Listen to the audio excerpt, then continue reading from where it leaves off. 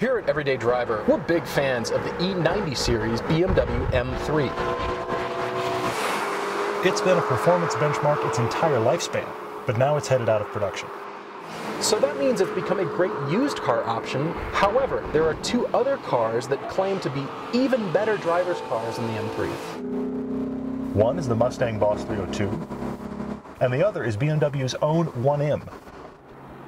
We wondered if either car might be a better choice. Driving this one now, I'm kinda having trouble seeing that, but we'll see. One of the reasons we really love the M3 is because it is one of the world's best do-it-alls. I mean, it can just hang out. It can be luxurious, it can be a commuter car. It can also be a Hoonmobile. The M3 is the benchmark, and deservedly so.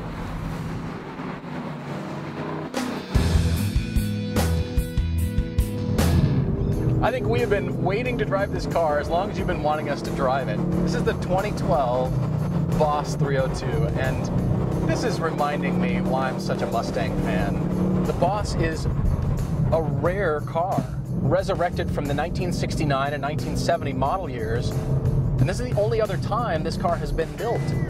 I'm not a huge fan of muscle cars, and I've never really been a fan of the Mustang. I've driven plenty of Mustangs, they've just never spoken to me personally. So when I first heard that Ford was calling out the M3 as its target for this car, I kind of thought they were picking the wrong fight. Now the car we're driving is not the Laguna Seca edition. The Laguna Seca model was even more targeted at the M3. And then my first introduction to the Boss was on a track, which was a great way to meet this car, because it defies muscle car convention and absolutely loves the corners. So more aggressive engine, more aggressive suspension, more aggressive brakes that actually squeal and squeak anytime you're not using them hard. The owner for this car has not made any modifications that are performance enhancing, so this is a stock Boss 302. This car just does all the right things. They've taken the exact same V8 that's in the standard Mustang GT, and they just made it more powerful.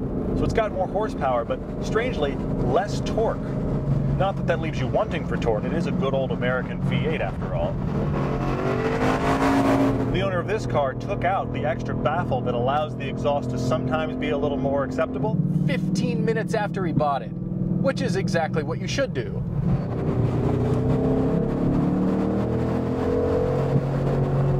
I'm starting to wonder if we're going to get audio for this interview or if it's just going to be 10 minutes of engine noise.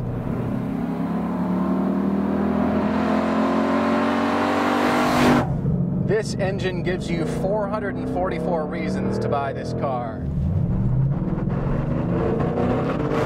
Listen to that! That just gets evil above 6,000. Pedals are positioned wonderfully for heel-toe downshifts, and the engine just wants you to rev it anyway.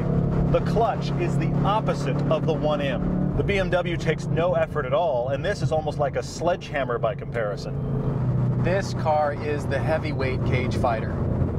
There is, of course, the GT500 with 200 more horsepower. Do I feel like I need it in this car?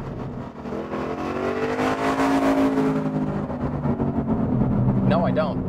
This is the best balance. The Mustang has kind of become the American 911. It's the same basic recipe, has been forever, and they just keep refining it into oblivion. Looking at the exterior, the Boss 302 doesn't appear to visually distinguish its high performance. The changes here are subtle. It could almost be any Mustang on the road. It looks a lot like a GT, with the exception of the Boss 302 graphics. The blacked out grille comes without fog lights, and the owner of this car decided to cut out the circles, making it even more noticeable. On this car, the front and lower fascias are changed, but ever so slightly. The retro graphics and blacked out grille start to make this car stand out. And then there's that large front splitter that looks like it could cut your grass for you. Looking around the interior, I would like this to be a bit more special. The design is unchanged, and the plastics are still rental car quality. I don't even want to put my arm on the windowsill. What's nice though is when you drive the Boss 302 like it's meant to be driven, all is forgiven, and you probably won't even notice. The Recaros in this car are very aggressive and superb. They're the kind of seats this car needs and just cocoon you for fast driving. One of the things that does make the interior of this car stand out is the ball shifter. The throws are short and mechanical and better than the shifter in the 1M. You know, when we first drove the E90 four-door M3, I really fell in love with that car. Jumping back into this one, I remember why. The dynamics are so sharp. Now you think, for this car to compete against the M3, it's got to be brilliant. Generally, muscle cars have gotten the engine noise and the engine power right for a long time. The question is, how is this car in corners? Because that's where the muscle car falls down. And that first time on the track and up here on mountain roads, I'm a little astonished at what they've done for the steering feel in this car.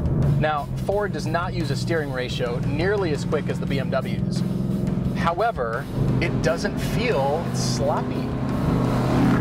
First off, this is an electric-powered steering rack. So if you think about it, it's newer technology up front and technology that's over a century old in the back. It's beam axle holding up the back end of this car. You would never know it. I don't know what magic Ford has done to make a solid rear axle handle so well. And in spite of keeping the live rear axle, this does have a much more aggressive adjustable suspension setup.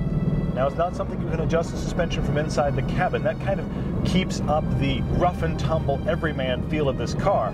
If you've got yourself a screwdriver, you have 5 levels of adjustment. I'm so surprised by how well this car tracks. The Boss 302 is one of those cars that gets better the harder you drive it. The brakes only like to be trampled on. The steering only likes to be manhandled. The engine only wants to be revved. This car is angry about doing anything but going full out. Honestly, it demands that you throw it harder into a corner than you ever thought was possible. And of course, you roar out of the corner. Muscle cars can sometimes feel floaty and a bit front heavy. This has neither of the above. It's incredibly flat and feels remarkably balanced front to rear. This is specific and exact. It's like a sniper rifle for canyon roads. I expected a lot from this car, and believe me, it's not disappointing. I feel like the M3 is just that much more of a usable car. It is so close, so close. Would I take this car over the BMWs? Well, that's giving me a convincing argument. If you're getting a Mustang, it has to be a Boss 302, period. Now, this can't hope to compete with an M3 in refinement. That's not what it's about. But here is a muscle car platform that gives you all the muscle car angry attitude and yet succeeds in competing with the M3, the M3 of all things, in sheer performance. I would own this car, absolutely. But I think I would own it as a second car. The 1M and the M3 are cars that you could own as your only car because of the refinement. Now, if that's something that doesn't matter to you, you will be happy in this car. All the attitude you might like or want out of a muscle car, that's all still here in the Boss 302. But on top of that, you get precision that normally isn't in a car like this. Here is a Mustang that I would absolutely buy, that I would encourage others to buy. And if you're shopping for a Mustang, there really isn't another one to get.